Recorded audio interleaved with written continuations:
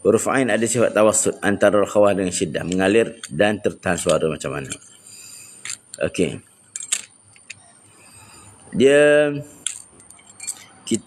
Dia gini. Tu dari sudut kita tengok hasil suara antara mengalir dan tertahan.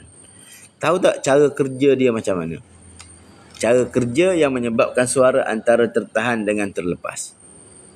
Tahu tak? Okey, kita nak cerita. Ianya terhasil daripada satu tindakan. Iaitu ketika mana dia gini, pertemuan di makhraj huruf Ain ni. Ain ni susah nampak sebab dia tali suara dekat sini kan. Okey. Kalau kita nak tengok huruf yang lebih mudah, kita tengok huruf Nun. Dia sama je, konsep yang sama. Pertemuan hujung lidah dengan lelangit dalam keadaan yang ringan. An. Okey, dia tidak terlepas. Tak. Dia an.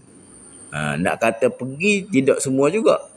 Nak kata lepas, tak lepas juga. Macam huruf sin lepas as. Habis. As.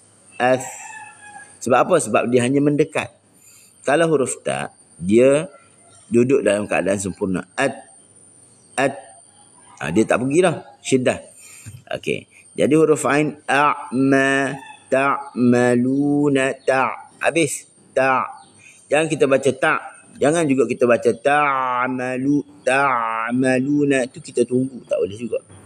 Tak sempurna juga kita tunggu. Okey.